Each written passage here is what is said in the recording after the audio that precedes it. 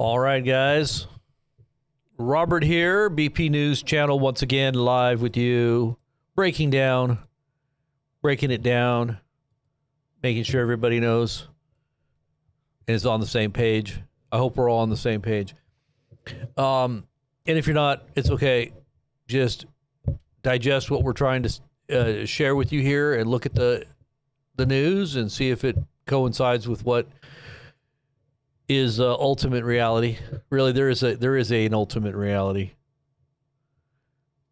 and I think everybody should shoot for the highest understanding of what's really going on, right? I mean, there's knowing, and then there's knowing. You know, there's a lot of people that have mental assent, they have a mental understanding, but they don't have an action that backs up what they really, well, they think they know, what they think they know. And I just think that it's really important to understand what is really happening, because then you'll take action. People take action when they see the reality, and it's better to see it afar off than it is to see it when it's right in your face.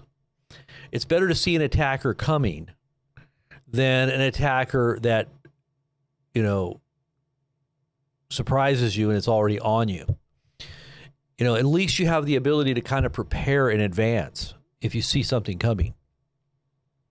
That's why they say people that get mugged are usually people that are not looking around. They're not aware of their environment. And people, you know, criminals look for people like that. They look for people that don't know what's going on. But sadly, the majority of people are like sheep. I mean, Jesus said we're sheep, right? For some reason, we have that nature of not, obviously we're human and we don't always see the big picture. But if you're tapped in and you have a shepherd that watches over you, then he'll give you the heads up. He'll tell you, hey, this is the way, you know, this is where your protection is. This is where your covering is. This is where the sheep pen is. This is where the shepherd's crook is. He's the one that uses the rod to knock upside the head your enemies. You know, it's not your job to do that. That's the Lord's job. But people in the demonic world or the esoteric occult world, they see things too. They see things in an evil way. They have a wisdom that's of the earth. And their father is the devil. And he knows his time is short. And he's filled with wrath. He's filled with epic fury. He's filled with that epic fury because he knows the time is short. And I think that's what we're seeing unfold in the world right now.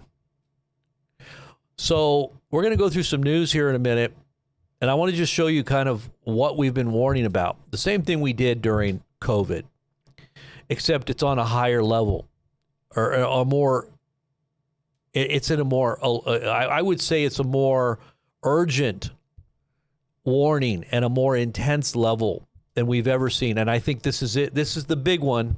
It's like this is the big one, Elizabeth. Is Elizabeth in the house? Elizabeth, this is the big one.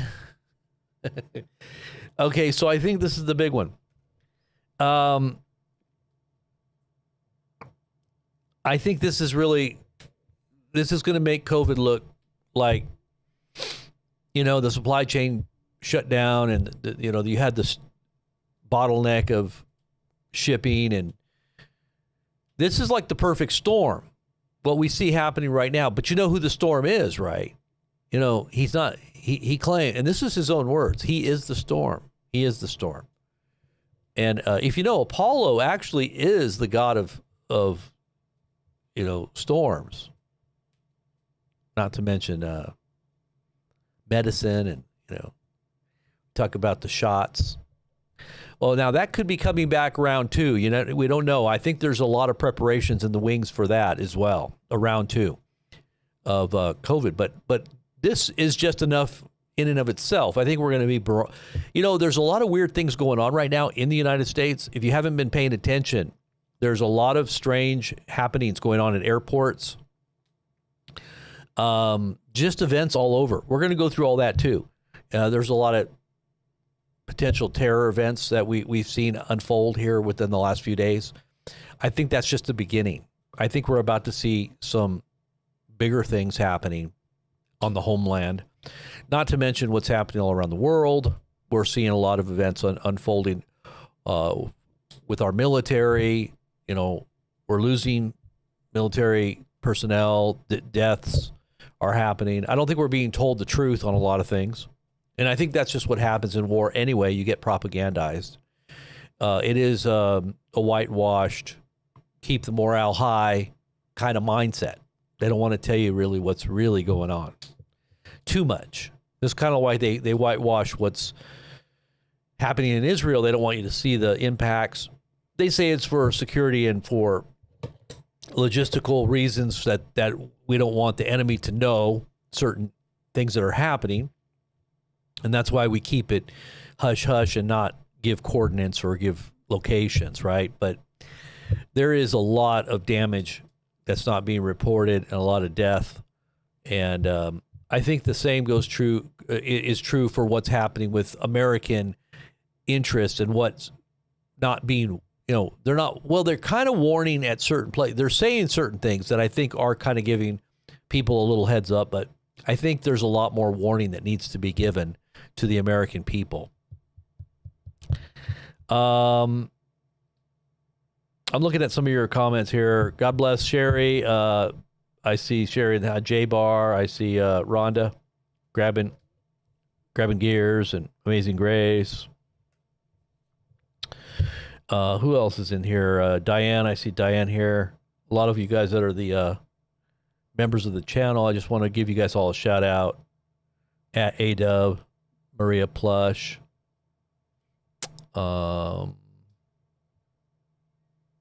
Carrie Miller. Hey Jude, Michael Clark, Karen Fed. And I do see Elizabeth in the house. Okay, I do see you up there, Elizabeth. It is the big one, Elizabeth? Is this the big one? Tell me, Elizabeth, is this the big one? I hope not. But it does look kind of dicey. How's it going, Sherry? All right, so let's get into the info here. I'm going to pull up the Telegram and go through some of the information here.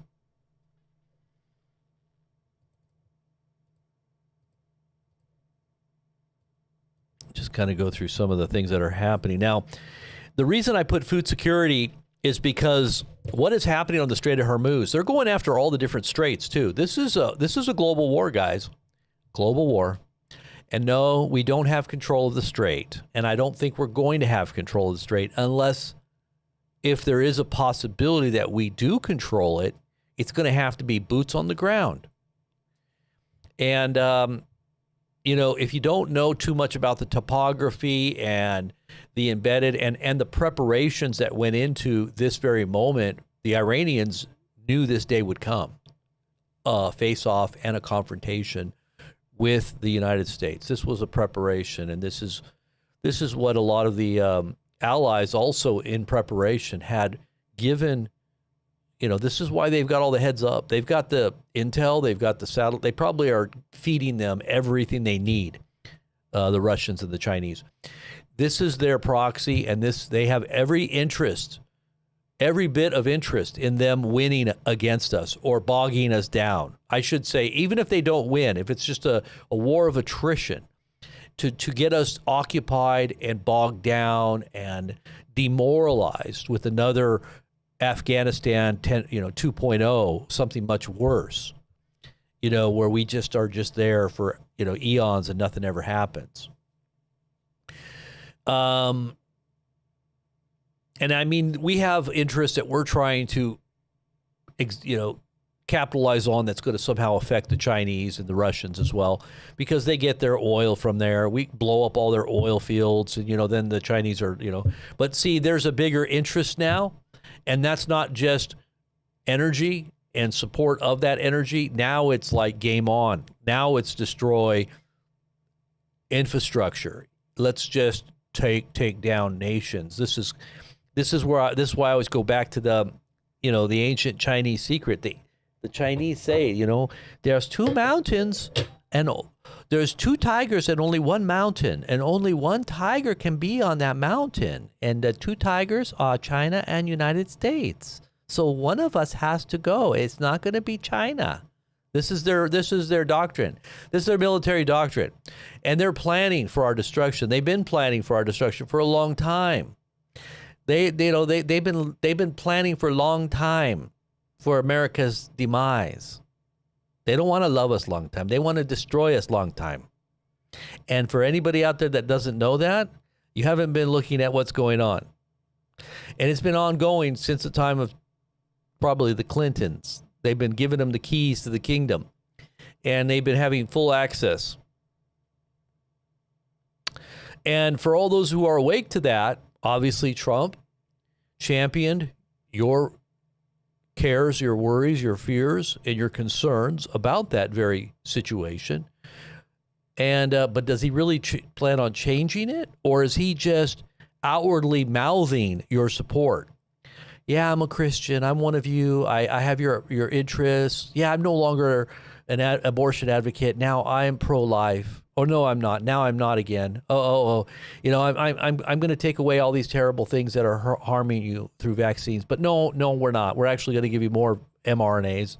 And yeah, all the technology. You know, it's like one side out of the mouth and the other. This is the moment of betrayal. We kept telling you the moment of betrayal was coming. Now, Tucker Carlson just did an interview with a woman that I talked about last night. Isn't that interesting? He does the interview with her, and they go through all this betrayal moment. This is a encapsulation of conservative believers that are finally waking up to the reality of who they voted for isn't the person they thought. And all this do as I, don't listen just to what they say, but look at what they do moment of awakening that's what's happening. People are realizing it's not adding up, and it hasn't added up, and we've given them the benefit of the doubt, and it still is not adding up. And in fact, it's gotten worse. So this is the great reveal. This is the great apocalypse.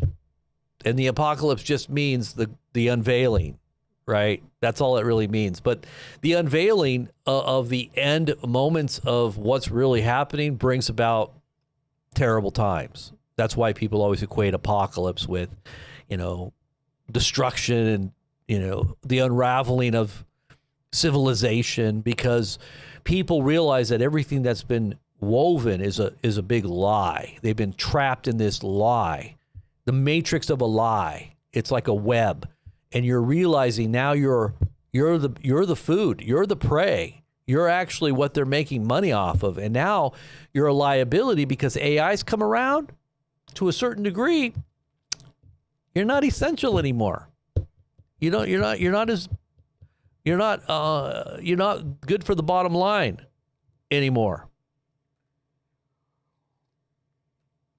When you say that Macron is pulling his troops out, you mean he's putting his troops in, or he's pulling his troops out? CS drivers, what do you mean? Macron in Italy? Say that again.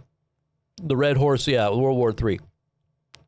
Now, this guy that you see on my screen here, this picture, that is the son of the Ayatollah that was killed, and supposedly he was maimed. Don't know if that's even true. There's all these rumors going about all of the leaders.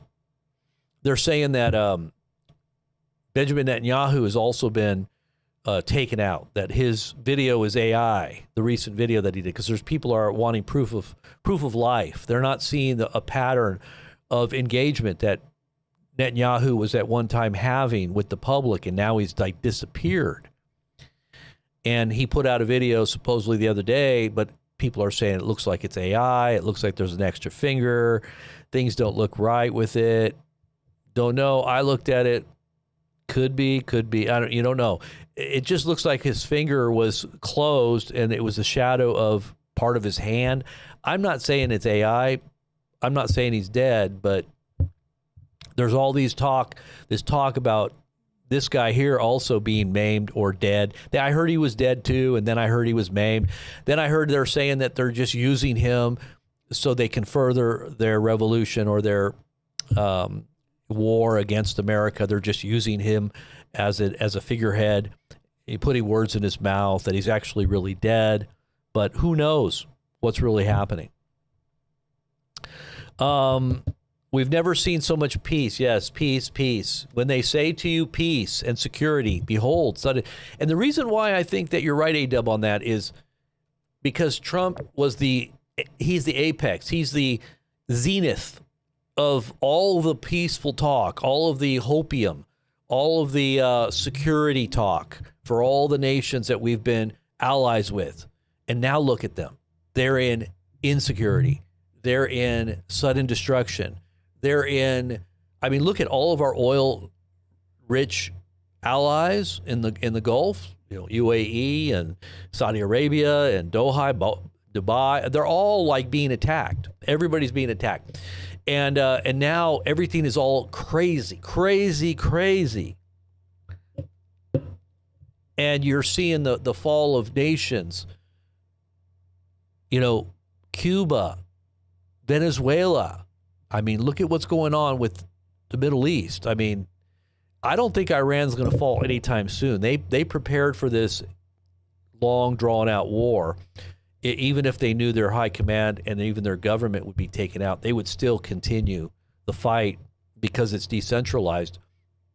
It's kind of like built up on their military doctrine, and their way of fighting is in cells. Like they have structures that are self-contained, that are separate from the top-tiered, what you would consider high command. Because if you take out the high command, many times that affects the whole.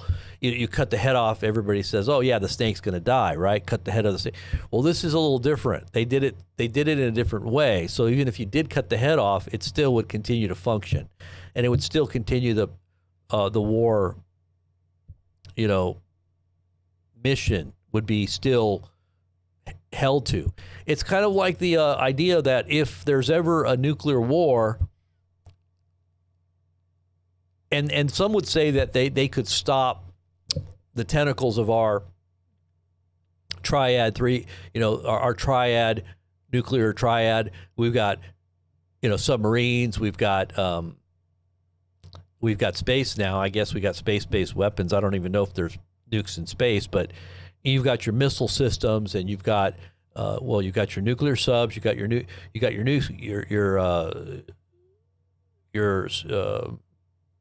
intercontinentals, and you got all these different bases everywhere where they could all, if something ever happened, let's just say to the president, or some attack took place that took out the high command, well, these other places would have the go ahead and do what they do, but they still need the codes. They still need the reason for doing it. They got to have that, and there's a system that they have to go through in order to press that button. But if there is a cutoff, is that, and I don't know exactly how our system works, but I've heard that there's a possibility they could thwart the actual launching. Let's just say if it was subs or something like that.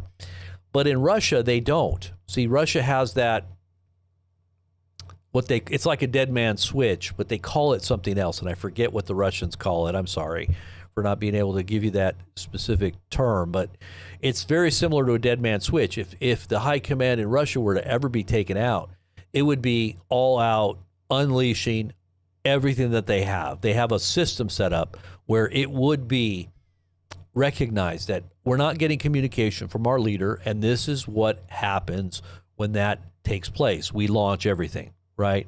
It's like scorched earth. We're not going to go down. We're not going to be taken over by another foreign power, and we're going to go out in a blaze of glory with everybody else. This is the same thing the Israelis have. They call it the Samson option. The Israelis have the same thing. If they're ever, surrounded, if they're ever being bum rushed by all the different nations to take them down, they're going to launch all their missiles. They're going to just take down the whole house. And that's what Samson did. That's why they call it Samson option, because he pulled the whole house down on top of himself as well as everybody else. And everybody else was going to die. If he was going to die, everybody else was going to die with him.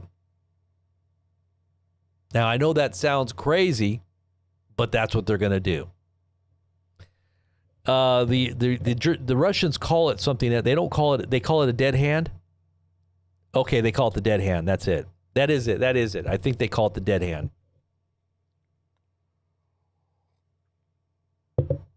Yeah, the dead hand.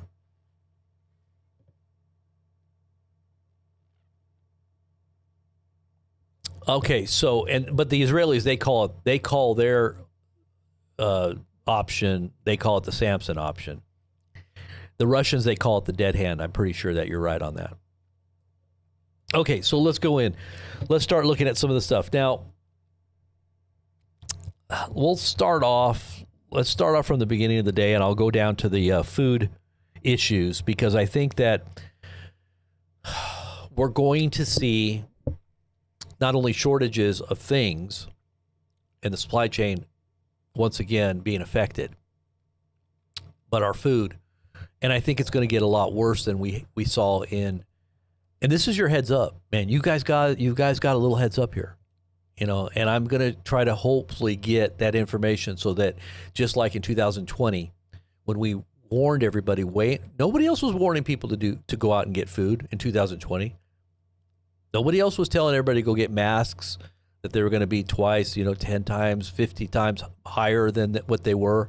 25 cents a mask. Now they're like $10, $15, $20 a mask. Nobody gave you a 3 or 4 week or a month heads up on that. Everybody was telling me I was crazy. And then when I started warning people about the food going away, people were like, well, got the mask right. Maybe he's right on this too. Then people started going out and getting their food that were listening to us, and they beat the bottleneck of people running to the stores and taking up every necessary item off the shelves, and then nobody had anything they could get. I mean, you couldn't get a lot of stuff. If you'll remember, go back and remember. People have a short memory. This is a problem. They're like Dory, short-term memory loss. I have short-term memory loss. You forget what just happened. You got to go back and remember, this is something that could very well happen, and this is the perfect storm for this to happen again. And it's going to be worse this time. All I'm telling you, with gas, could even disappear. Just saying, gas could even be hard to even find. I mean, there's some countries right now that can't even get gas. I think some of the Southeast Asian countries, there's no gas. And they drive motorcycles. They're all driving motorcycles everywhere. They can't even get a little liter of gas usually they buy it in the store, like a little liter. They can't even get that. It's gone. And how is this going to be affecting you and me here in the near future? I'll just tell you this. I think gas is going to disappear. Either that or it's going to be way up there, $10, $15 a gallon. They're talking $300+ a barrel with what's happening. These are people that are very high level people. These are colonels. These are people that understand what's going on geopolitically that are talking about this. This is not me saying this. I'm just telling you. I posted this video of Trump saying that, stupid Obama, you got to just hear Trump in his own words. Let's just listen to what Trump said. He's talking about Obama here, and this isn't a hate Trump. I want people to understand. I don't hate Trump. I just don't like people that believe and listen to someone that's telling them untruths. I don't like to see people being lied to. And even though you really want to believe, even though this is hard to hear, that somebody that you truly love, it's kind of like when you ever see that show called Cheaters. You ever see that show called Cheaters, where somebody was cheating on one of their lovers or one of their, like, let's just say a spouse cheating. They can't believe it. But they got to see it. They got to actually see it. And so they'll have a team of investigators go out and catch them cheating. And then they bring them the evidence. They bring them the video evidence. They're in shock. They can't believe it. So you got to actually see it sometimes. But, it's hard to have to tell somebody, hey, this person that you thought was your spouse and someone that was committed to you, that said they were faithful until death do you part, is actually out there cheating on you. But here's the evidence, and so I just have to say, I'm kind of like the guy that's going to reveal to you, and people want to believe the positive. They don't want to believe negative. They don't want to hear the negative. They don't want to believe that, because then they have to change their whole way of thinking. And this is hard. It's hard sometimes, but this is a creative crisis. This is a crisis that could actually be good for you. Look at it like that. It's going to bring about a new way of viewing reality that is the way it's supposed to be viewed. Not the hopium kind of view that you're on some kind of, artificial high. I don't want you to be on an artificial high. I want you to be on a high that's based in reality. Okay? So here it is. Here, this is, and I just think it's opportunity. President. I just think it's okay. This was the wrong page here. Okay, so I'm on. I'm actually on YouTube. Okay, so here's Trump talking about Obama. Listen close. Our president will start a war with Iran because he has absolutely no ability to negotiate. He's weak and he's ineffective. Our president will start a war with Iran because he has absolutely no ability to negotiate. He's weak and he's ineffective. Our president will start a war with Iran because he has absolutely no ability to negotiate. He's weak and he's ineffective. Our president. Okay, just so you know, don't forget, that's what he said. We're going to get out of the Middle East. No endless wars. We're going to give you the Epstein files, all of them. We're going to bring them all to jail. We're going to arrest them. We're going to bring people to justice. We're going to drain the swamp. Hillary's going to jail. Hillary's going to jail.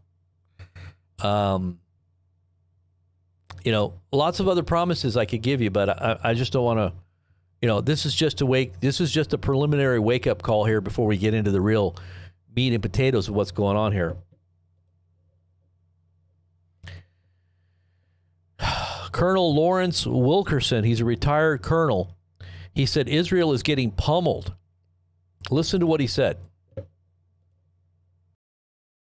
There is no winner of this conflict.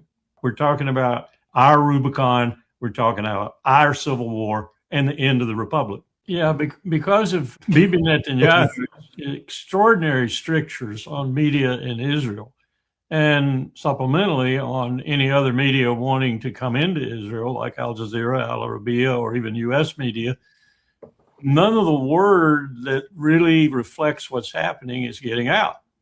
And of course, that's Mr. Netanyahu's intent, that we not know what's happening to Israel right now, for example.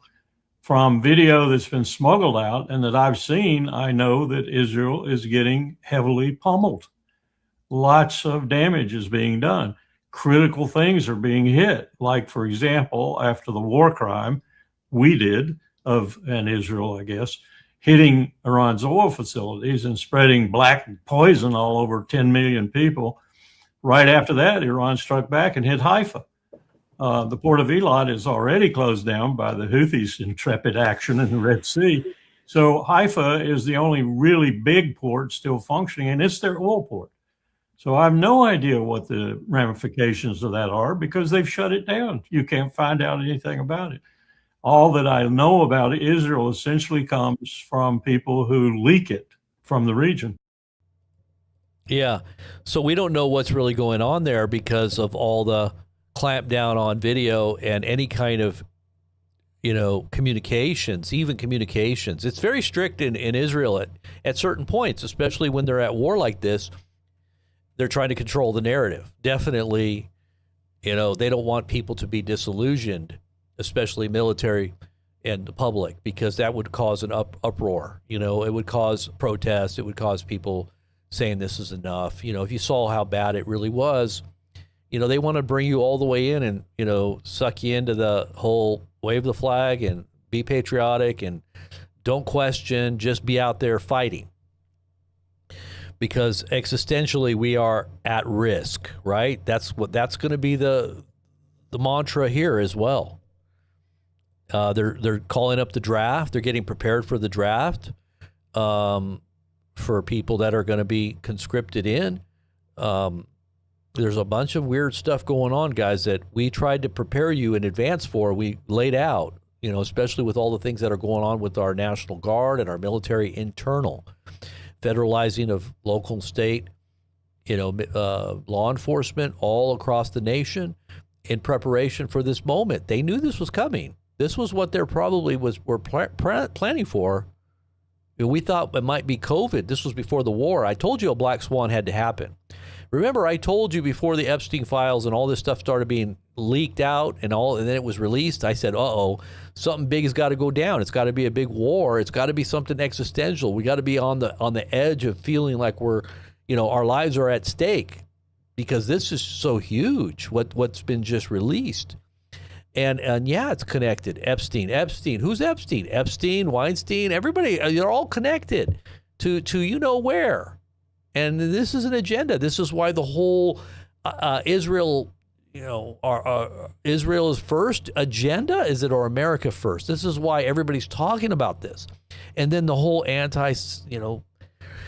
tribe mentality. They always say, you got the anti-tribe mentality. You can't be saying, we're going to monitor every little thing you say. If it sounds like it's against us, then we're going to come after you. Like that mindset is out there. I'm telling you.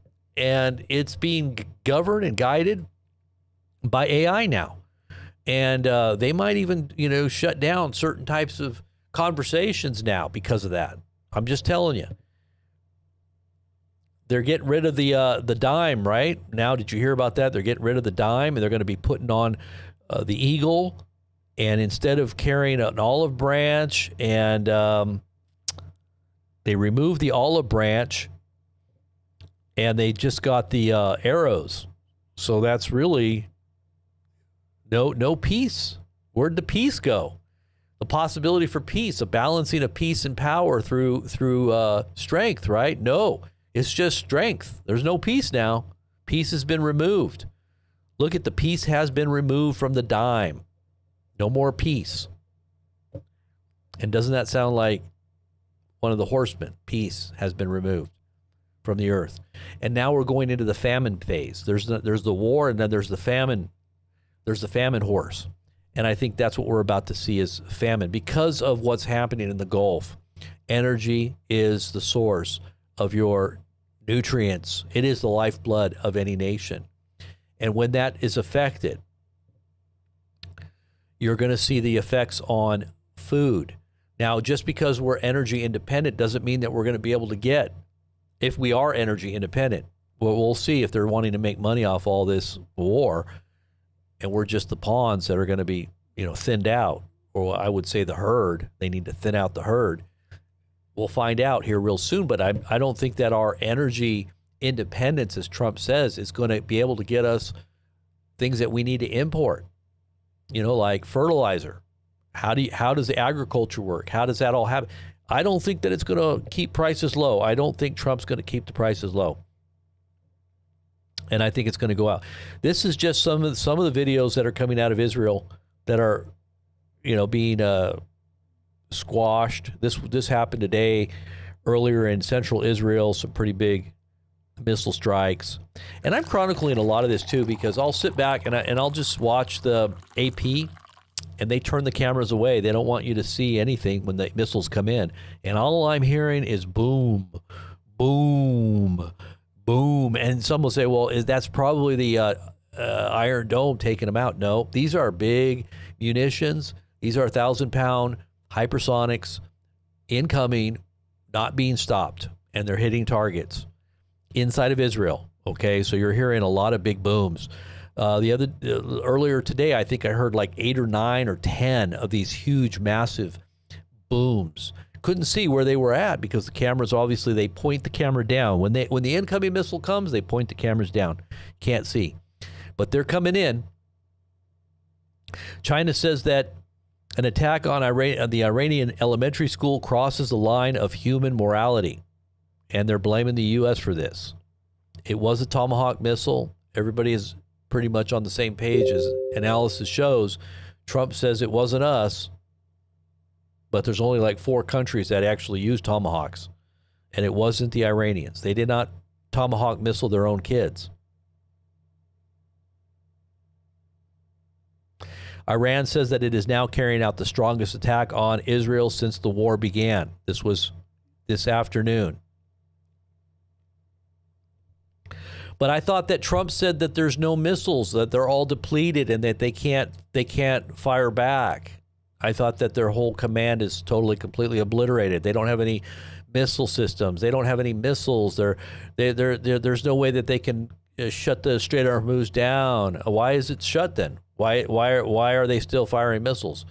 In fact, they're firing more than they have been. What happened there? And they're bigger missiles now. They're not just the littler ones. They're the big ones now. Doesn't make any sense, Mr. Trump. It sounds like to me. And they're also firing these cluster munitions as well. This is Israel right here. Cluster munitions coming into Israel. This is why you're hearing all the booms. This was over Tel Aviv.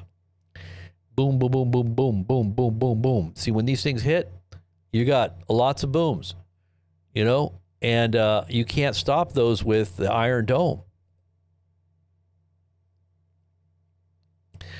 Trump says the Iranian regime will fall, but perhaps not immediately. Oh, really? So now you're saying it's not going to fall soon? It's going to be later? Is that why we're preparing over 5,000 ground forces now, sending them over just in case? Yeah, they're getting ready to go in. That's what's happening. We've got U.S. military boots on the ground in preparation and being sent now.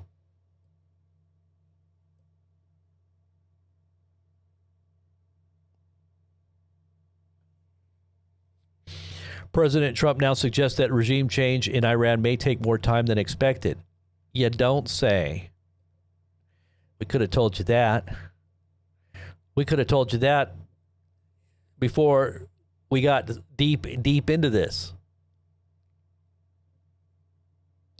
Pentagon says that Marine Expedition Unit sends a Marine Expedition Unit to the Middle East, and that's, you can go over to blazingpress.com and check out some of those articles. This was the start of today. And by the way, this clown here, Ted Cruz, says that by saying Christ is king, that's an anti-Semitic phrase. You got to hear this video.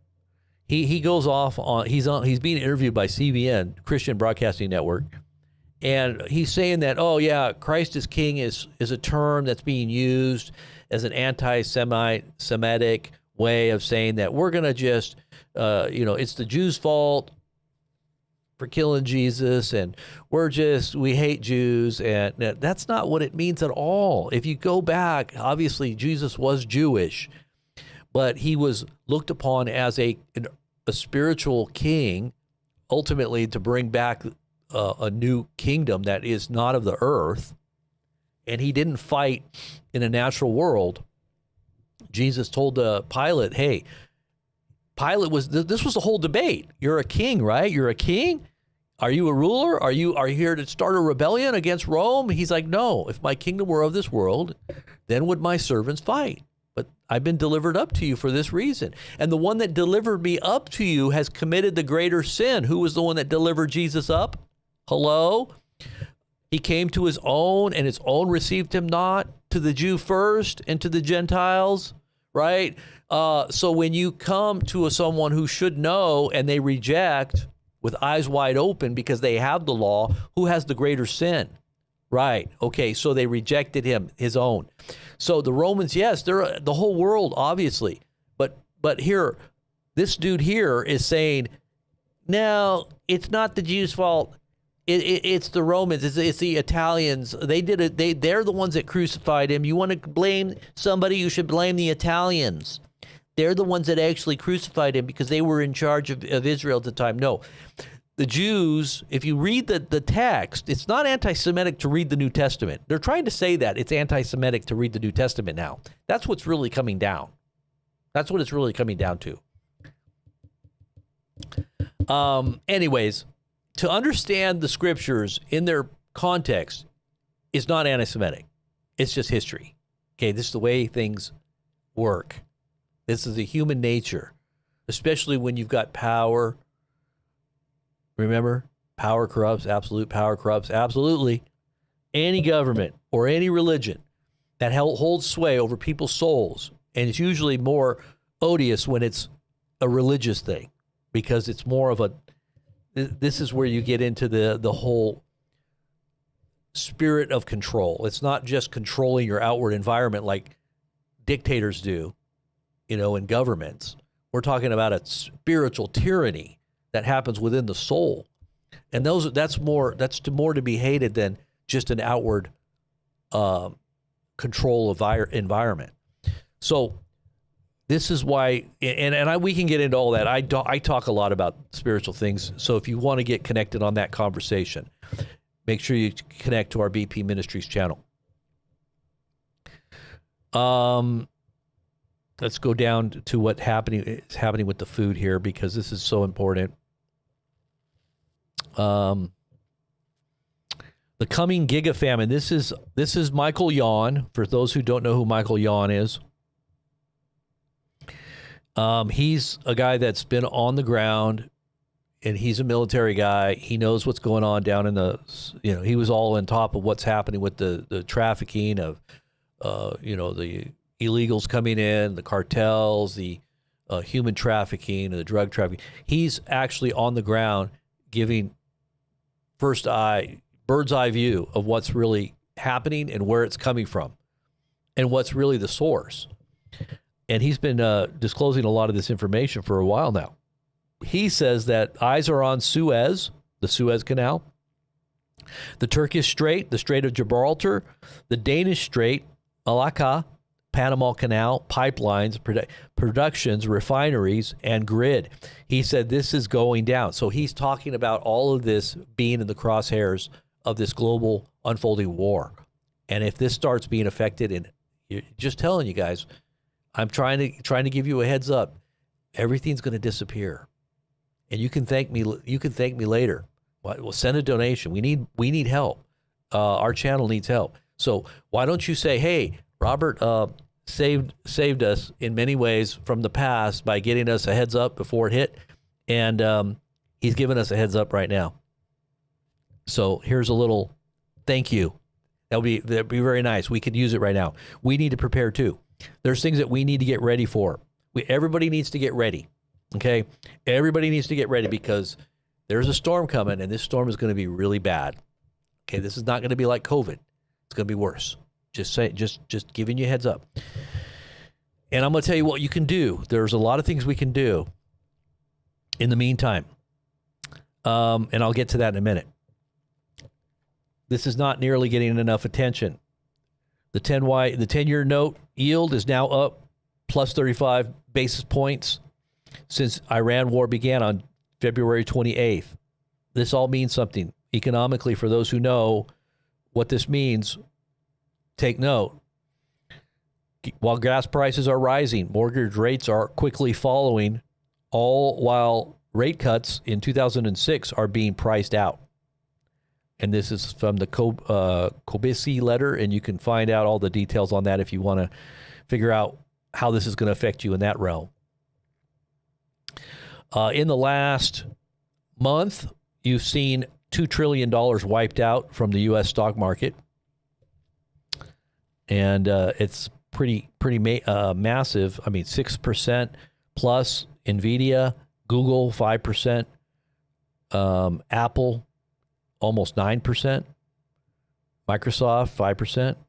These are the big people getting knocked upside the head here. And everybody that was invested. Here's that lady that I told you about last night.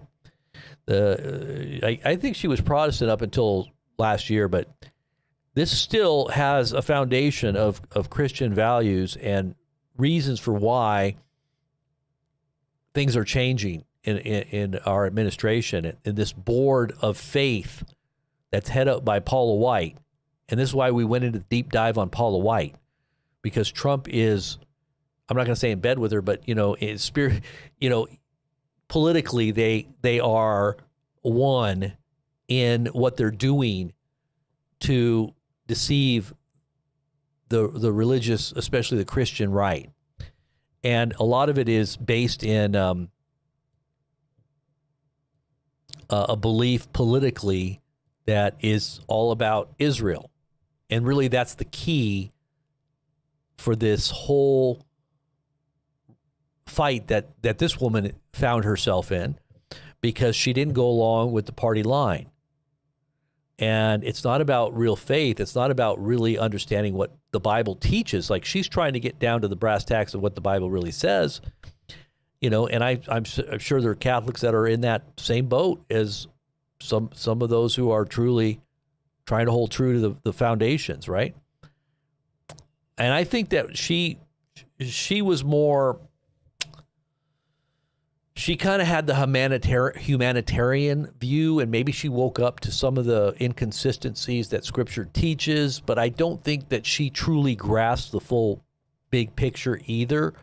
But she's a casualty, and she's one of the first casualties. And I think even the evangelical charismatics that are on this board, they're all going to figure it out too. She's just one of the first casualties. But Paula White's doing the dirty deeds, and the other leaders up there that are throwing her off the boat, but they're going to be thrown off too. And they don't realize it yet, but they will.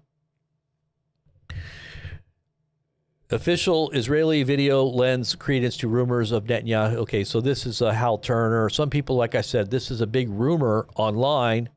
Whether or not it's true or not, we'll find out. There's been a lot of high-level people been affected by some of these incoming missiles. And they're wondering if Russia is, and we already know Russia is giving intel, coordinates, satellite coordinates and things for these missiles to come in and hit their targets. And Trump has even told Russia to stop giving them information. He told Russia, don't give them any intel and coordinates on all this. But we didn't hear Russia telling the U.S. to stop giving coordinates to, and satellite information to Ukraine. He didn't say that to us, even though he knew we were doing it. Because I think Putin knows the big picture. He's looking at the big picture. And he already knows the mindset. Prime Minister of Israel account on X says the official statement from Prime Minister's office, rumors circulating on social media about Prime Minister Benjamin Netanyahu's status are unconfirmed. We urge citizens to rely on verified updates. Efforts are underway to establish contact. Prime Minister Netanyahu remains committed to Israel's security. What does it mean by to establish contact? Like, don't they have contact already? I mean, their efforts are underway. I don't get that. That was March. That was today. That almost sounds like they don't have contact with him. Like, where is he? He hasn't come out and done his regular. He has like a regular cycle of updates and things, and that hasn't happened for a while. And people have speculated that he might have been either wounded or taken out by some of these missile attacks. What do you guys think about that? Could that be possible? It's already got 105,000 views. Ground stop issued at Washington Dulles International Airport due to equipment issues. All flights are currently halted. That happened today. There's been other incidents of things happening at airports. There's been lots of threats, and I'm not going to say the words because they get flagged, but you can see right here, numerous threats and active boomers out there, scaring everybody to death across the U.S. today. Colleges, schools, the zoo in Miami also received one of these threats. In the zoo, really? They're scaring the animals to death.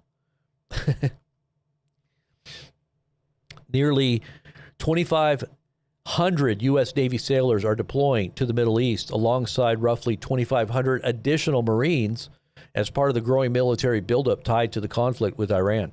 Officials say the Marines will provide commanders with additional operational options in the region. The FAA issues ground stop at Reagan National Airport due to outage. Due to an operational outage, likely air traffic controller systems issue. Could this be a hack? Arrivals may continue, but this prevents backups and ensures safety.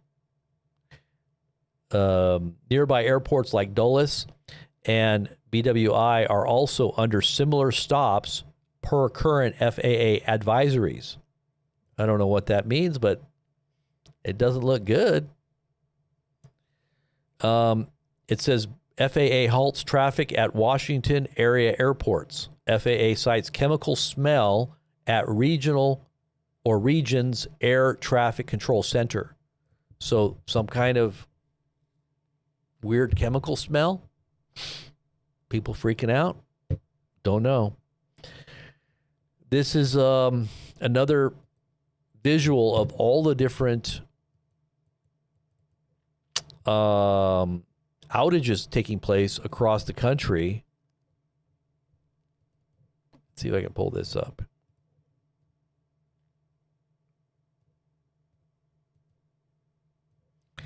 This is happening right now in mostly in the eastern area, eastern part of the country, but some out of Washington as well. So it says multi-state power outages are unfolding across the U.S. Nearly 1 million people are out without electricity in multiple states. These are from the Great Lakes to the West Coast, with Michigan currently showing the largest cluster due to extreme weather events. Ohio has 633,000 people out. Pennsylvania has 86,000. Wisconsin, 72,000. Indiana, 53,000. Washington, 50,000. We had a big wind event too. So wind events, huge amount of wind. Where's this wind coming from? It's blowing all over the country.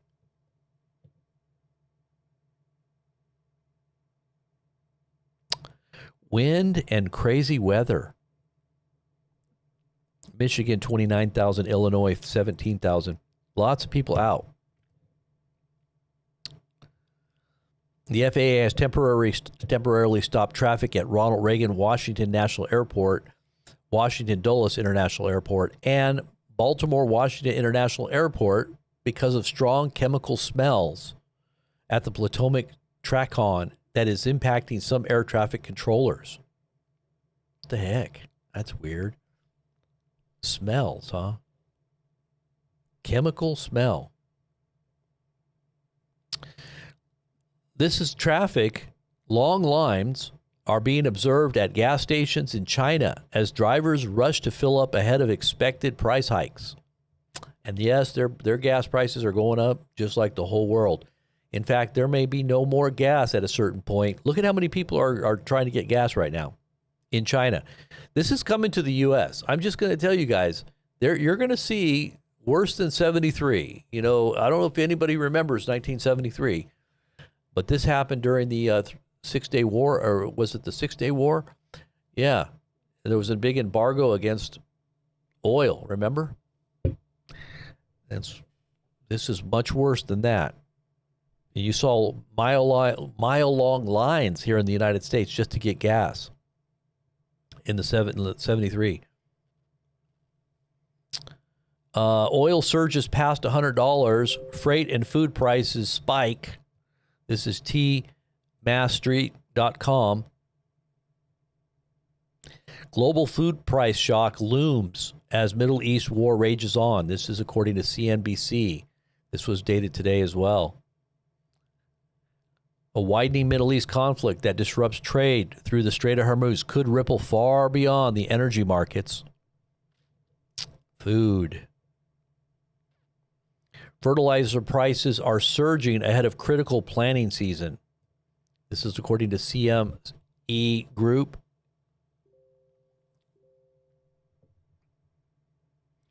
Red alert. Let me see what this red alert is.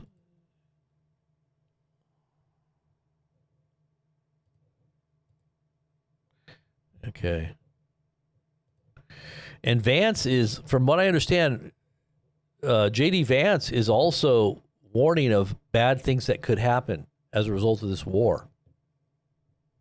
I just saw a report from J.D. Vance saying some stuff.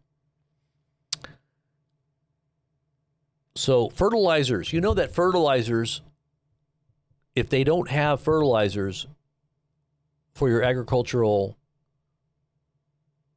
crops and the farmers that are doing all of your produce, that it will have a lot less yield. Now, it might be more healthy. Maybe it's a good thing, but at the same time, it could cause food scarcity. It could cause food problems because you're not going to have all that chemical-laden food on your produce shelves. Now, we have a remedy for this, and this is something that I believe I got a heads up on from Lord. And I've always thought that, and we've done sprouting ourselves. We've done sprouting, but what we call without chemicals. You don't have to have fertilizers. You don't have to have chemicals. You do it in your house. You do microgreens. You learn how to do it. This is probably going to be your salvation to understand how to grow microgreens.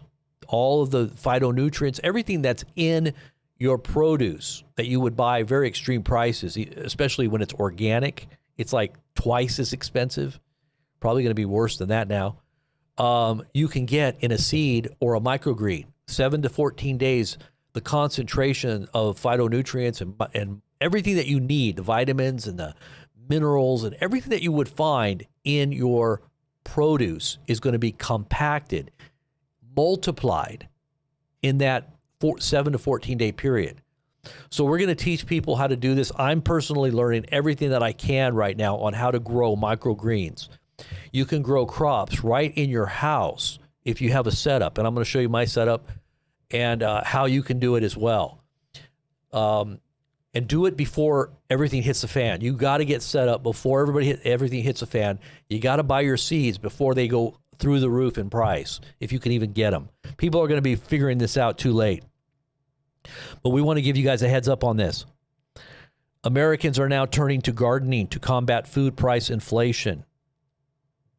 This is according to THV11.com. And this was dated today, the 13th. Let me just show you some of these. See, this is all time-sensitive information that I'm giving you guys right now. I just want you to understand how important getting ahead of the curve is, because when everybody figures it out, it's too late. You got to get it now.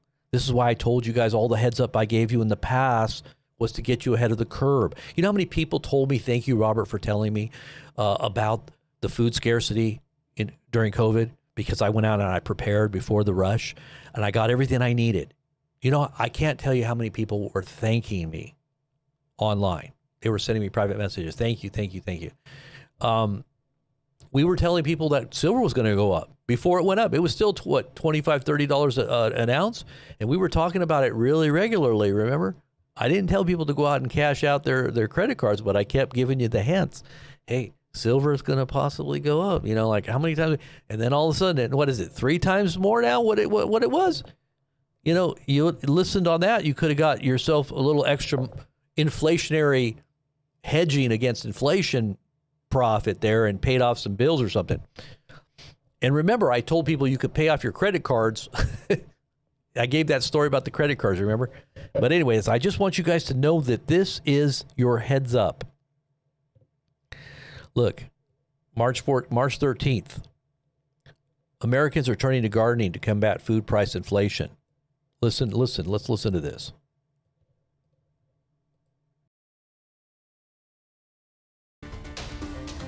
With the price of food where it is, a lot of people are turning to gardening to help bolster their grocery budgets. If you want to grow vegetables from seed, now is the time to start.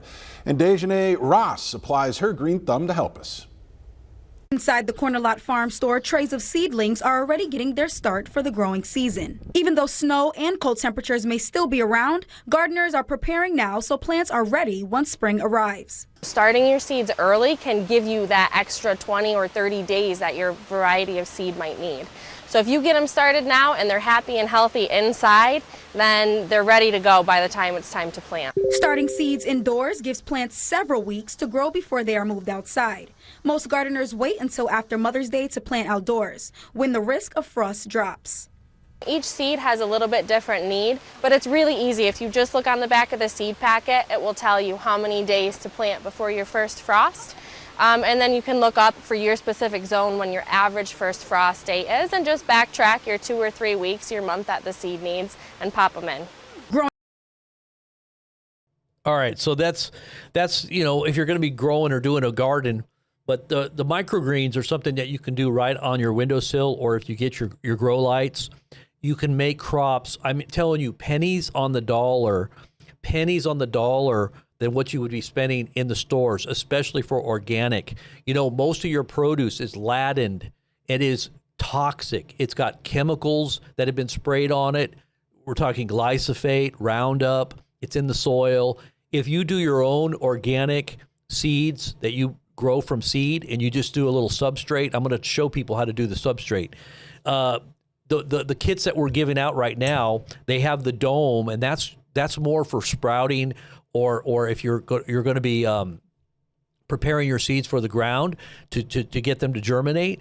You don't want to leave your sprouts. If you're doing sprouts with a dome, you don't want to do, and I need to make sure everybody knows how to do it correctly, because you can get, if you're doing sprouting and all you want is sprouts and you're trying to do it you're trying to do it, what is it called? What's the word I'm thinking? Just water. I was going to say hydroponic. It's you know what I'm talking about, where it's just grown by water. You got to be careful if you've got the humidity in there, because it'll cause bacteria. So if you just do it in the soils or the substrates and you do microgreens, you'll have a lot more yield and it'll be a lot more healthier. Now, I'm not saying sprouts aren't healthy, because they are too. And you just got to do it the right way. You got to know how to do it so that you don't cause mold to grow. Okay, so we're going to show you how to do that, make sure everybody does it right. We don't want people doing it the wrong way. But, okay, so let's continue. And, okay, so there you go. Let's look at this one here. I wanted to see this one here. This is fertilizer prices surge. And by the way, fertilizer, you can make your own fertilizer too. If you have ducks or you have rabbits, you can use that fertilizer right away as soon as it's done. Chickens, you got to wait a little while, but you want to make sure that you have good soil. And you can also do it with fish emulgents, or, even if you had things that you could put in a what they call like a tea, you make your own fertilizer type tea that you can spray on your vegetables. If you're growing, you can cause there to be a lot more nutrients and a lot more growth. There's a lot of different ways you can make your own fertilizer. If you know people that have cows, you can get their, fertilizer, or what they call, what do they call it? Yeah, just the fertilizer from the cows. Make sure that they're eating an organic meal, because if they're not, then it passes through the cow and your fertilizer is going to be tainted with chemicals and pesticides and everything else. If they're eating, food that, and this is why you got to know who your organic farmers are, who your organic, people that are growing, cows and different kinds of animals, even sheep and goats. That's good, but you got to make sure that what they're eating is not passing on all kind of chemicals to you, because it'll be in their, in their fertilizer as well. So this is dated today, March 13th as well. So this is all happening right now. So this is giving you like a little heads up. As grain farmers prepare for spring planting, any optimism for the coming season is being tempered by the economic reality that they may face another money-losing year. This was looking to be the case even before the conflict began in Iran, which triggered a surge in fertilizer prices. Now, the Trump administration has been paying off a lot of farmers. They give them subsidies to not even grow. They give them money, and I don't know what it is, but they're doing this to try to somehow appease the farmers, but yet they're being set. The American people are being set up for a stealth famine, and we're importing beef from other countries right now because we don't have enough beef. We don't have enough farmers to grow cattle, and the prices are too high for them to make a profit in their feed. So they're just culling all of their herds. And so now we're importing beef that we don't even know if it meets standards. A lot of these countries will feed dead cows, and they'll crush them up and they'll feed them to their cows. So you're eating literally cannibal. This is where mad cow disease comes from. You know, when countries don't have standards of what they're feeding their cattle, they might be crushing up. They do this with chickens too. And I think they do this legally in the United States, where they'll have a dead chicken and they'll crush it up and they'll put it in the feed because, you know, they're carnivores. Well, cows really aren't carnivores. But even still, why would you want to crush up a chicken that's died of some disease, or maybe it was unhealthy or something, and then you put it in the feed, and then you feed it to the other chickens, and then their meat is basically grown from dead, diseased, other cannibalized chickens, you know? And so you got to be careful with what you're eating. And I know that we've been doing this for a long time. I think it's been getting worse. Our country, and this is why I think Americans are overweight. We're being fed chemicals. People are sounding the alarm all over in the United States about what kind of food we are eating. It's not like other countries. For some reason, we have lower standards, and other countries aren't eating the stuff that we're eating or allowed to eat here. And when they come here, they end up having, I saw this video where people will say, hey, we got the same diet. We eat the same exact food when we came from our country to here, and we gained 20 pounds. It's like, what's the matter with your food? It's different than our food. Doesn't have the same ingredients. You guys are allowed to put a lot of other fillers and things inside of your food that we don't do in Europe. So you got to be really aware of what's going on with your food. And if you grow it yourself, then you know what's going on. You got to take a hands-on, get involved in your own food security, because you're not going to be trusting what's going on right now with the way they're handling, you know, our supply chain. It's not going to be there. I think we're going to be in a very dangerous place here real soon. So there you go. And I just want to make sure you guys know what we're doing and how you can be a part of what we're doing as well. I think what I'm going to do is I'm going to set up some meetings on this type of topic. If you're interested in doing that well, what we'll do is we'll post links and do a Zoom call and like demonstrations. I'll probably make videos on it too, so that you can see how I do it. But just really having everybody's input or questions. If you do get a kit, what I'm going to do, if you guys go in zeolite.blog and get a kit, there's the 2 sale kits. If you see the ones that say 2 sales, I'll throw in like for those 2 kits, because the shipping is extraordinary right now. I can't believe how expensive shipping is. But we'll put in, those are bigger lots. If you get the 3-pack or the 5-pack, we'll put in an extra 2 pounds of seed. 2 pounds, that's a lot.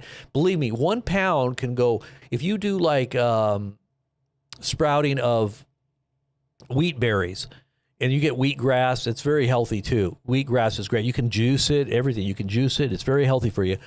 That'll go for months. A pound, just a pound. If you get a pound of broccoli is one of the most healthy microgreens you can grow.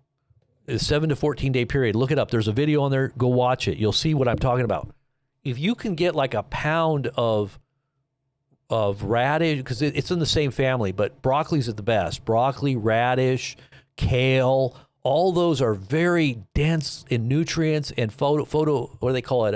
Phytonutrients and vitamins and everything else. It's all like 100 times what you would get when it's fully grown. It's in that 7 to 14 day period. If you can get just a pound of those seeds, you only take like one little scoop, was about a tablespoon or 2, and you'll have a crop of just a tablespoon, this wide. And that's a lot. That'll last you like a week. I would say a pound for one person would last almost a year of just making a crop every time you go through it, and you put it in your food or whatever you add it to, and you'll have what you need. Now, maybe the actual, what you call the fiber might not be in it as much, but there is still fiber in it. There's protein content in it as well. not as much as you would get in other protein type things that you're going to need, but the vitamin nutrient content, very, very good. It fights against cancer. It does all kinds of good things for the body. And I'll just tell you this, if you're not feeling well, you get on a Sprout microgreen diet and you get off all the other stuff, the carbs, try to get off of carbs, and you just go with that vegetable, and you do microgreens and you do protein, you will reset your body. You will see a lot of different things that you might be having problems with go away. Do a little bit of intermittent fasting, do like a fast or an intermittent fasting, and you start doing this, you will feel totally, completely like a new person. It'll affect your body. It'll affect your way of thinking. It'll affect your soul. Get into it. It's very healthy, and especially in the time that we're living right now with everything the way it is. You have to have a clear mind. You don't want to be affected by all of this. And some of our grains, like when you're eating like flour, enriched flour, there's a lot of extra ingredients in flours.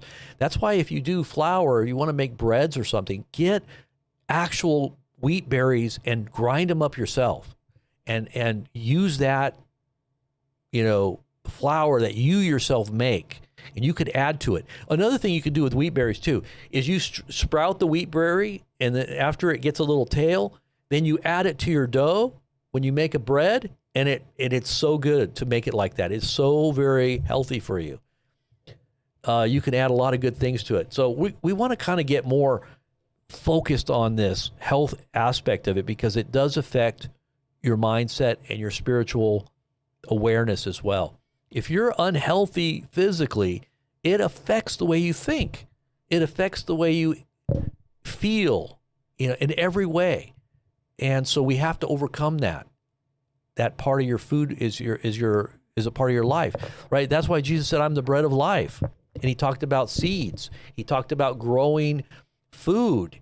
It was all an agricultural economy and a society. It was based on agriculture and husbandry, and growing animals.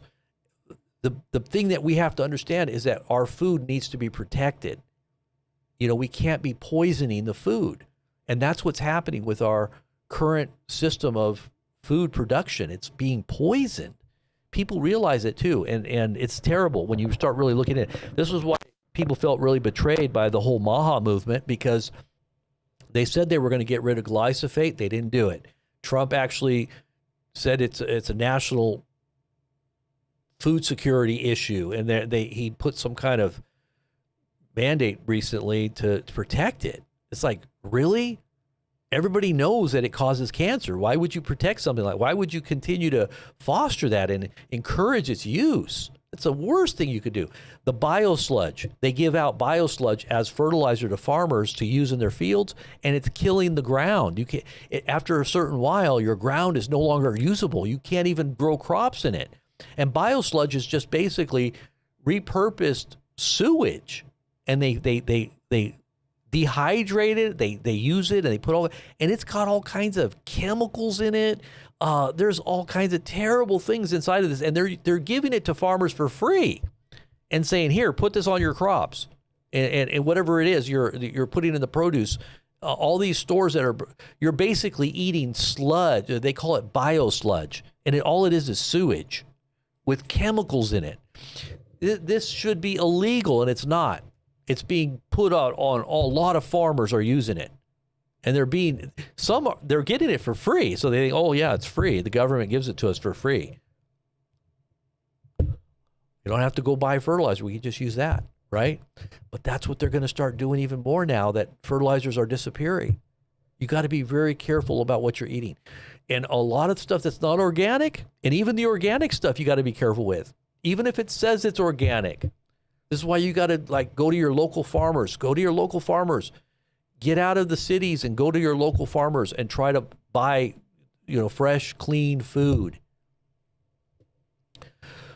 So, and then get away from anything that's processed. Make your own food. Like we make our own drinks for our kids. I go out and buy real lemons, make real lemonade. Try to stay away from sugar if you can. I mean, everybody likes a little bit of sugar. Try to use honey. If you can, get into stevias or stuff like that.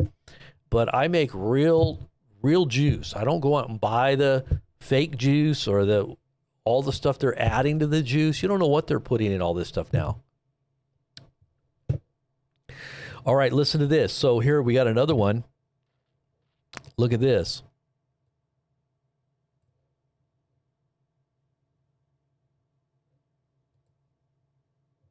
Investment expert predicts surging food prices in the U.S. amid market turbulence from Iran conflict.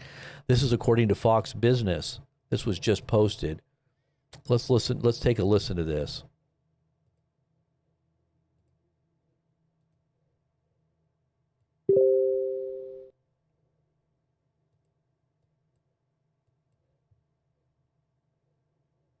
Welcome back. Now a look at where markets ended the week after we did see key economic data on Friday, the Federal Reserve's preferred measure of inflation. The January PCE came in line with expectations, up 0.3% month to month and up 2.8% year over year. We also saw the second read on fourth quarter GDP, which was up 0.7%. That is below the expectation, which was 1.4% last month, and still showing growth, but certainly lower than expected. Joining me now is Navalier and Associates Chairman, Founder, and Chief Investment Officer Louis Navalier back with us. Louis, great to see you. Thank you so much for being here. And of course, we talk about this economic data, but what has been driving markets so much is the price of oil. Assess where we are with markets as you saw oil move higher and stocks move lower this week. Well, the news that India is negotiating to transport 23 tankers through the Strait of Hormuz is helping a lot. Apparently, Iran needs the money. And India controls 40% of the tanker traffic through the Strait of Hormuz. So if that goes through, that's why we're getting relief on oil prices right now. I see. So do you think this is a temporary spike in the price of oil? Oh, yeah. Yeah. No, the supply will come back online, and but it will temporarily increase inflation for both food and energy. They're not getting the fertilizer through the strait either. So that's really critical for food prices. Yeah, I mean, the fertilizer is a really important point because we are now entering the spring growing season. So it's fertilizer that's. I think that this guy, they're saying a lot of hopium stuff, and I'm going to tell you what, something's going to go wrong, and it's all going to stop, and the prices are going to go skyrocketing. They're saying that the prices are going to be contained, but I want to tell you what. Iran wants to put the hurt, and so does China and Russia, on the U.S. I'm just telling you. They're going to do something to hurt us, and it's coming. Just this hopium talk, I'm telling you, people are clueless. Seen prices go higher. It's oil and gas. Do you want to own any of those companies involved in terms of oil and gas and fertilizer? They haven't shown up on my radar yet. They're very cyclical stocks. They don't always have the best year-over-year comparisons, but they do much better in the spring because prices naturally rise. Okay. So I know in the past we've talked about gold. You like gold and you like the gold mining companies. Tell us about that. Are you still wanting to invest in that sector? Yes, because central banks around the world will be doing more quantitative easing. And they can't balance their budgets. Britain, France, Japan, China, I still think will devalue their currency. But just north of us in Canada, looks like they're slipping into recession. And they're going to have to slash rates and maybe print some more money, too. So what central banks do to shore up their credibility, they just buy more physical gold. And that's what's driving the gold prices higher. Physical gold and silver. I think silver as well. I think it's going to be silver and gold more so than Bitcoin.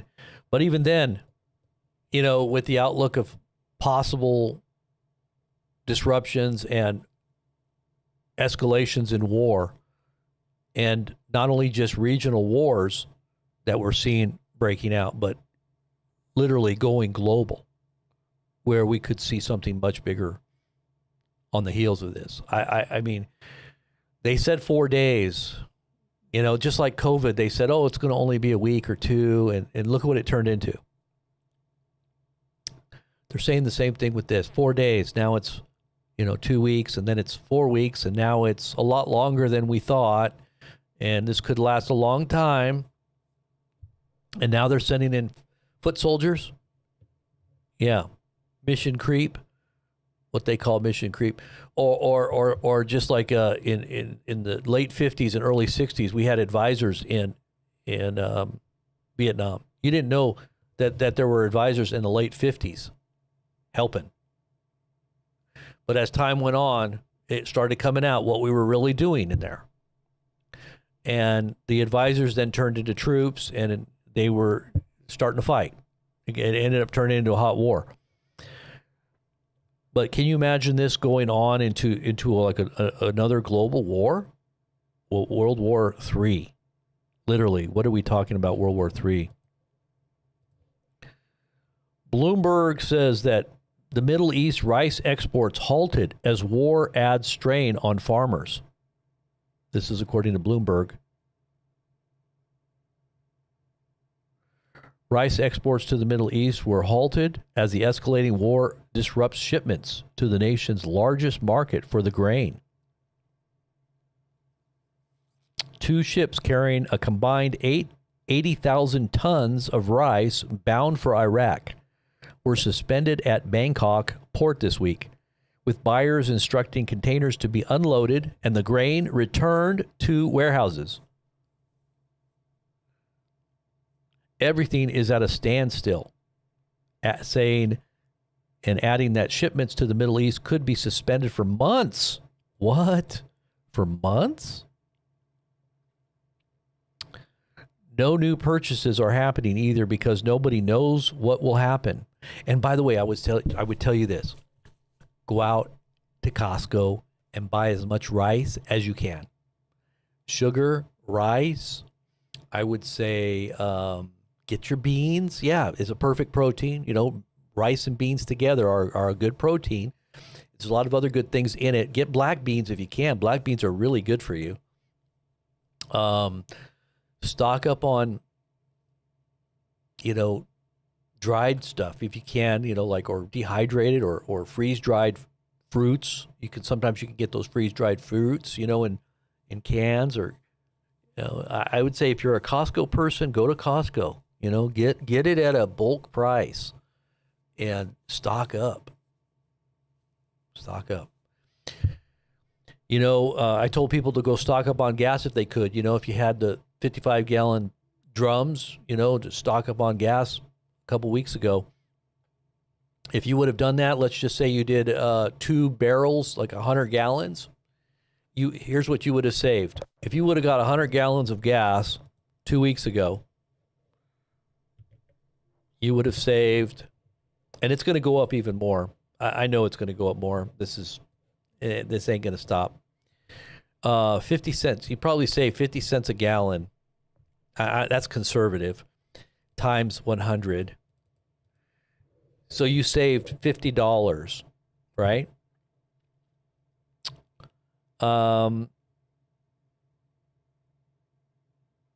So if you would have gotten, two barrels, 100 gallons, you would have saved $50.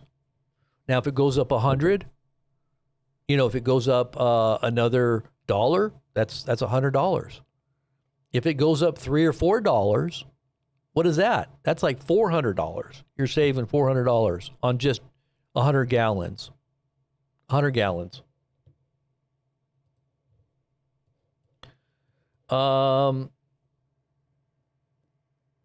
Okay, somebody's asking about a discount. A discount on, let me see. I got to look at some of your guys' questions here. Okay, no discount code. Okay, so if you get the 3-pack or the 5-pack, there's a 3-pack, and the reason why you would get more trays is because you can actually rotate them out. You do one tray one day, and then 3 or 4 days later you do another tray, and so that you're always rotating and you're always getting a new crop. And so you'd probably want the 3 or the 5. If you just have one, then you eat it up and then you got to wait. You got to start it and then you got to wait another, 7 days. So if you do like one every 3 or 4 days, you'll always have a rotation of fresh produce. That's why I say the 3 or the 5, it's better on our shipping costs so we can add more stuff to your package. So if you get the one that says sale, we'll add the 2 pounds of wheat to those wheat berries. Plus there's already a half a pound of broccoli and a half a pound of, there's something else in there.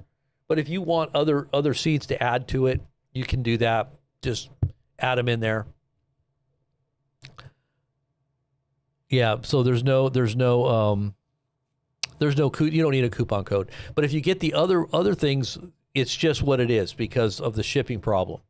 We got to, I can't believe how much shipping is. We were trying to ship a little package. It was just a small little envelope type package, $12. It's like $12? Are you kidding me? How could this be $12? That was directly from our post office.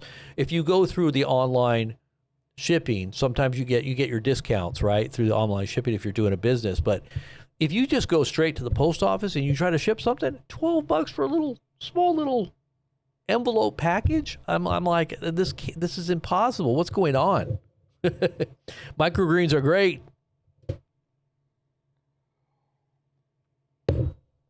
And stock up on seeds. Well, we're going to try to get the bulk package seeds on the site as well.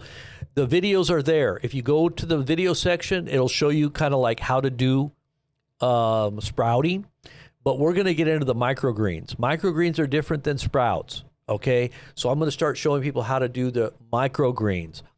Microgreens are probably, they take a little bit longer than sprouting. Sprouting, you can get sprouts really quick, 2 or 3 days. And they're good. I like sprouts. I'll eat sprouts on all kinds of things, But microgreens are more like almost like an in-between sprout and an actual vegetable. But it has more power packed. All the seeds' power is released during that 7 to 14 day period. And it's released so that it can grow and it can turn into what it is, what it's going to be. But if you eat it in that small window of time, you're getting like 10 to 100 times more nutrients and vitamins and minerals, everything that's in it. They say a phytonutrient is really important. But you go look at that video by Dr. Eric Berg, and there's something that they were trying to patent, and they were studying this thing. I think it was, I'm trying to remember which company it was that was looking into this, but they put all this money and study into this, and there's a reason why. And Eric Berg talks about the reason why, because it's so important to your health and well-being. But they couldn't patent it, so they let it go. But go look at it and check out that video. It'll help you to understand what I'm talking about. All right. And in the meantime, let's see. Is there anything else I need to talk about before I go? Let's see.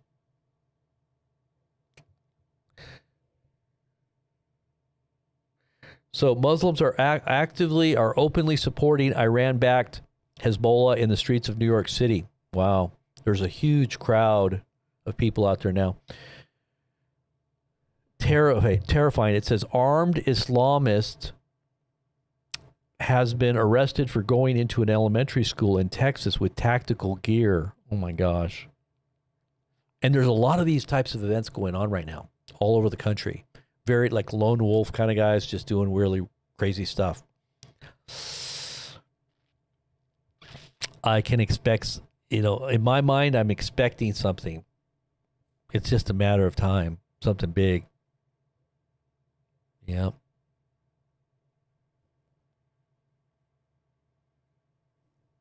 What? In the trip? No way. Let me see this. What? You gotta be kidding me. This is crazy. Look at this. So this is from the Daily Mail. Look at this. This is from the Daily Mail. You got to see this. Look at this. So it says here, as you can see, the Daily Mail.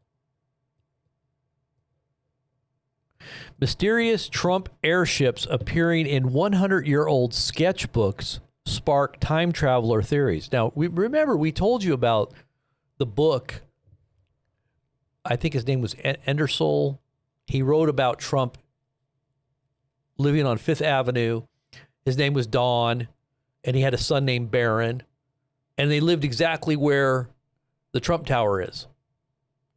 And this was written in the late 1800s. And the illustration of Barron Trump actually looks like a young Barron Trump. And in fact, Barron Trump, when Trump was younger, looked like a young Barron Trump. They had kind of like that round face, very round face. But if you look at the illustrations in the book, many people speculated this has got to be time travel, because how would they know all this to write the book? And he also wrote a book called The Last President, which didn't have Donald Trump's name in it, but this one had Trump's name in it. It also had his name was Don, right? Uncle. And what did Barron do? He time traveled. He went into a time travel machine.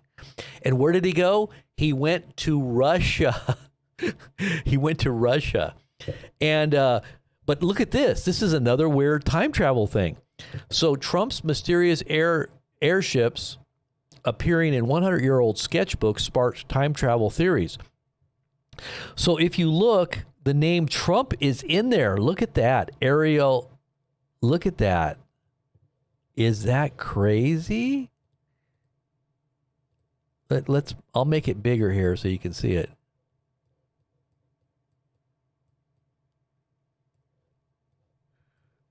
Look at that.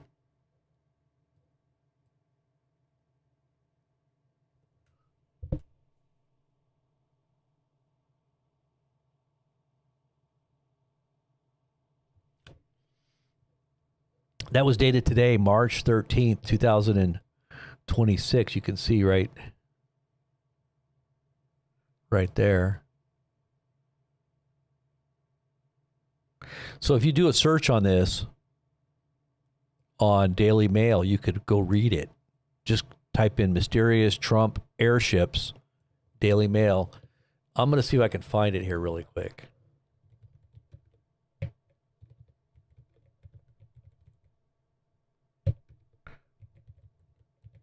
Let's see if we can read it here. Is it dated today? Yeah, here it is. Let's check this out. Shall we? Shall we check this out and see what they're saying here? All right. Why not?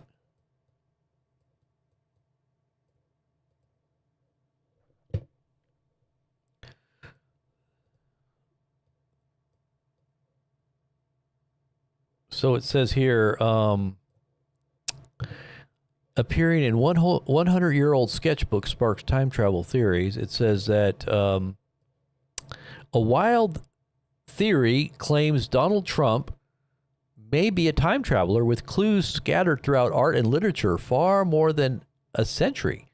Sketches of futuristic aircraft drawn by artist Charles Delchaux, a Persian immigrant who came to the U.S. in 1850 and died in 1923, mysteriously contained the word Trump and even featured the number 47, the number of presidents the U.S. has had.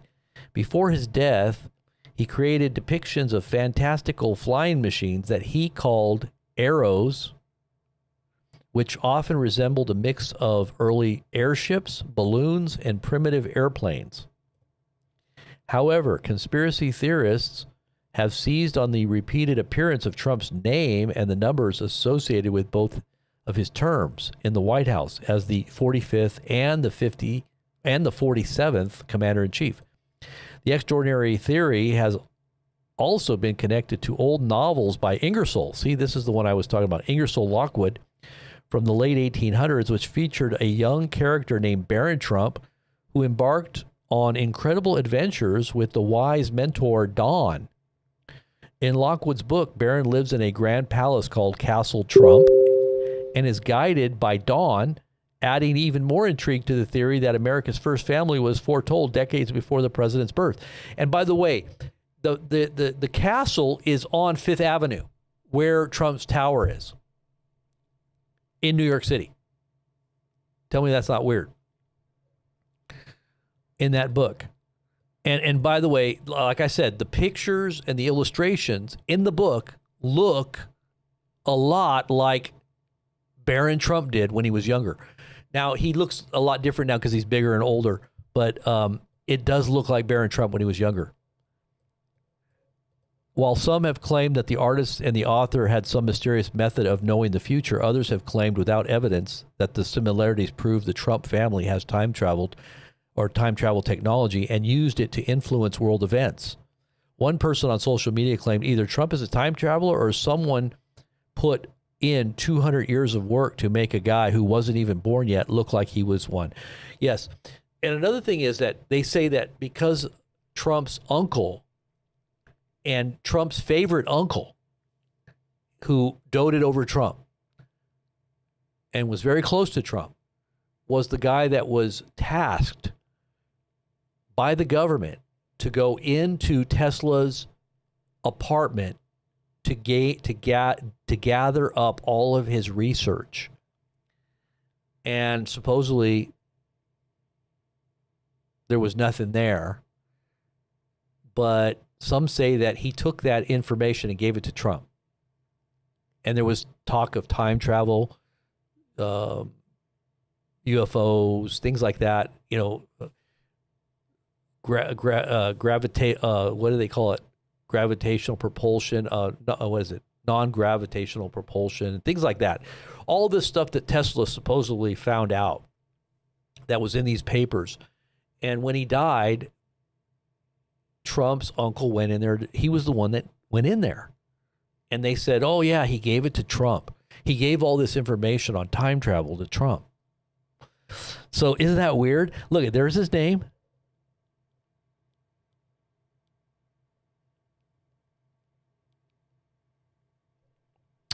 And it's up there. There it is. Arrow Trump.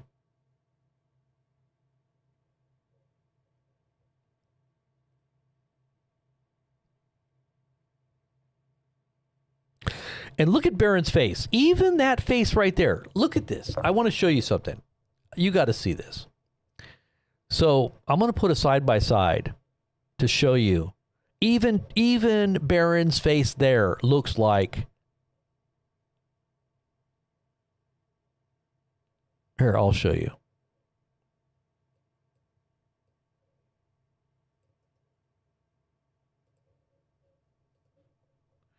So I want you to look at Barron's face here.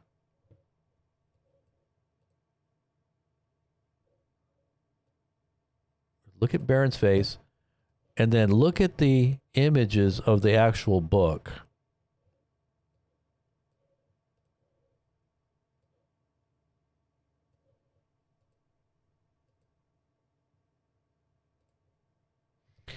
Let me make sure I got it here so I can pull it down here.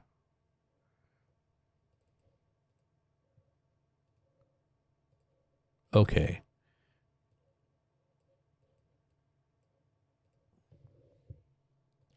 Look at that face. You guys can hear me. Look at that face.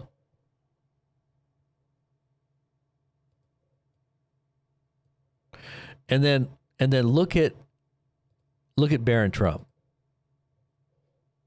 Okay, hold on. What did I do? Did I mess up? Okay, I did. So I wanted to try to pull this separately. Okay, so okay, here's what I want to do. I have to have I had the wrong window open. Okay, there we go. I'm going to show you a side by side so you can tell me what you think. If it doesn't look similar. Look at Barron Trump's face there. That's the actual illustration in the actual book. That's what Barron Trump looked like in his. Look at the face.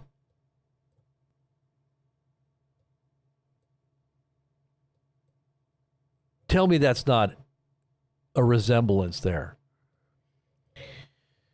Now, here's the actual illustration right here on the book. This is one of the illustrations right here. This is the actual book itself. Barron Trump's Marvelous Underground Journey.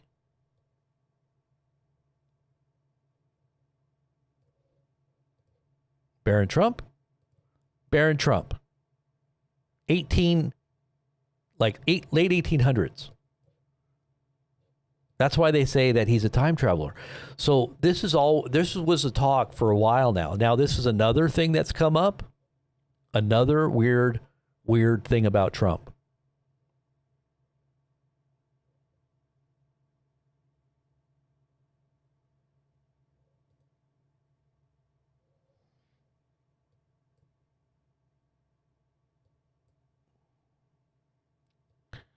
Weird? Tell me that's not weird.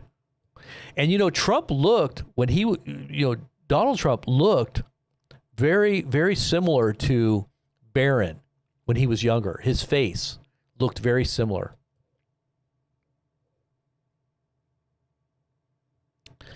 Anywho's, I know we went off on a tangent there, but don't you think that that's interesting? Don't you think that's interesting?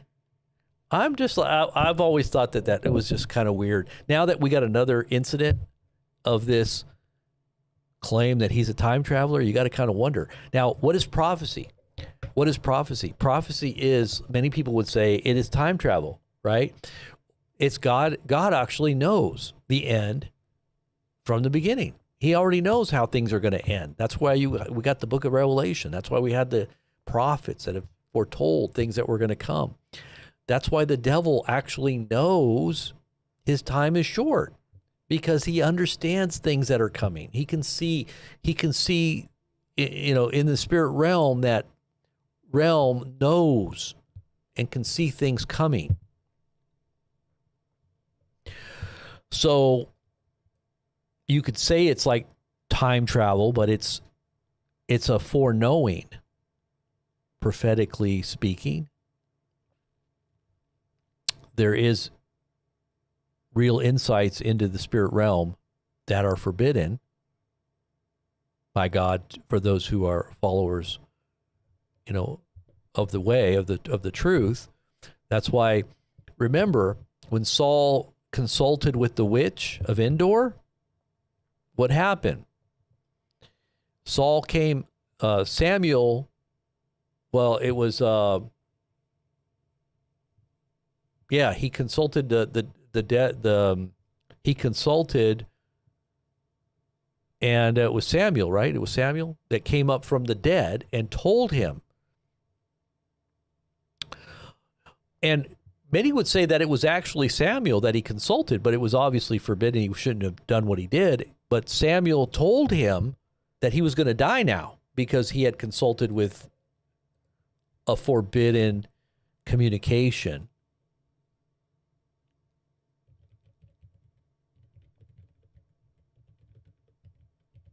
Let's just look at that really quick here. Yeah, a desperate King Saul, ignored by God, violates his own law against occultism to consult a medium, the witch of Endor, to summon the deceased prophet Samuel.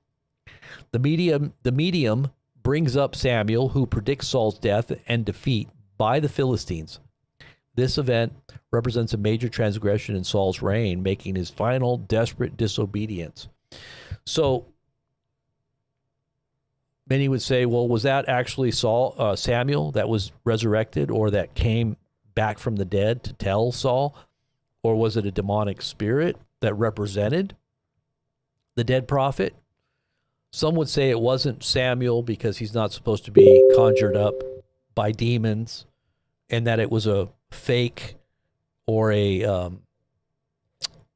demonic counterfeit that pretended to be Samuel. But some would say, no, it was actually Samuel. But the witch conjured him up.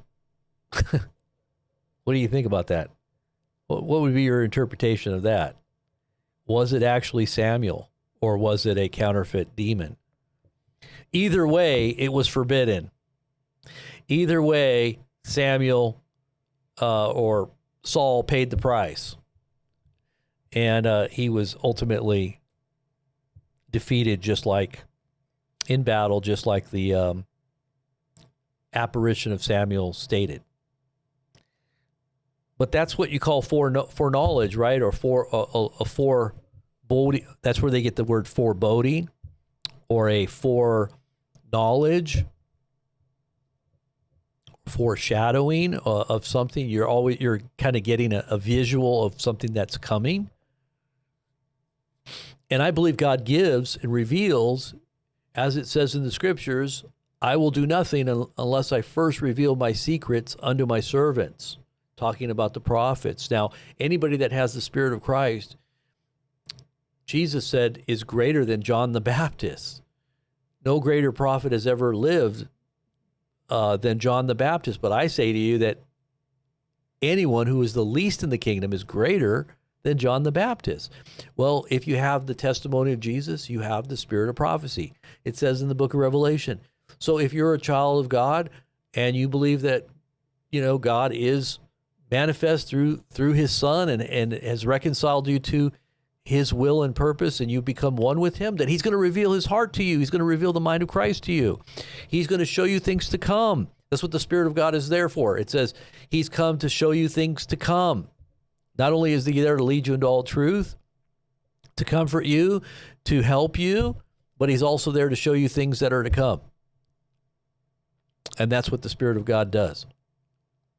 It's not just to be fascinated with some kind of look into the future, to be able to see things that are coming for just knowing sake, but it's there for edification. It's there for warning. It's there for,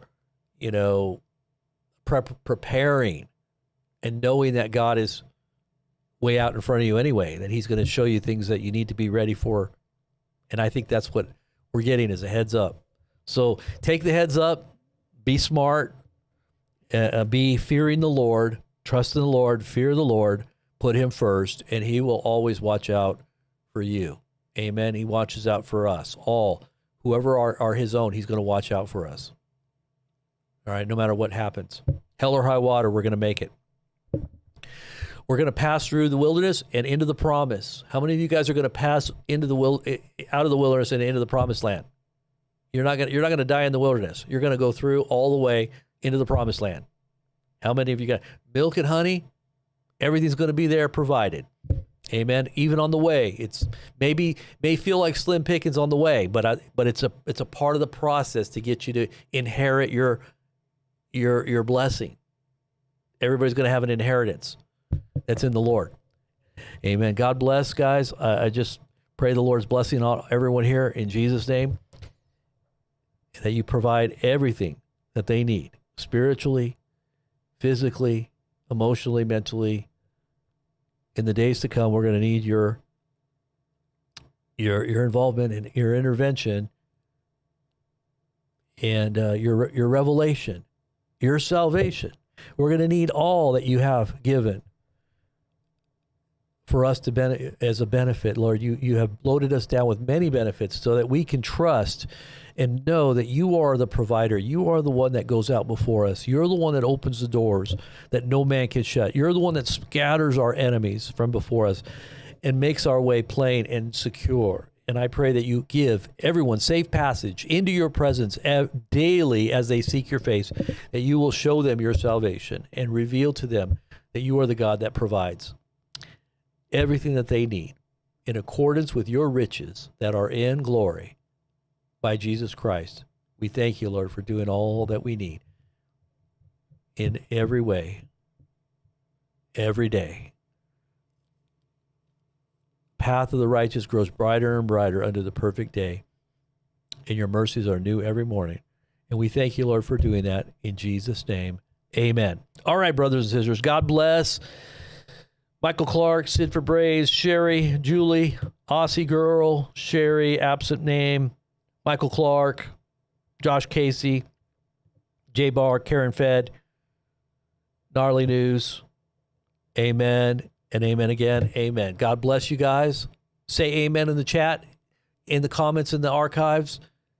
Thumbs up the video and share it everywhere you can. God bless, and I'll talk to you soon. I'm going to go eat. I'm hungry. I'm going to go eat some sprouts. I'm going to go eat some microgreens. Amen. All right, guys. God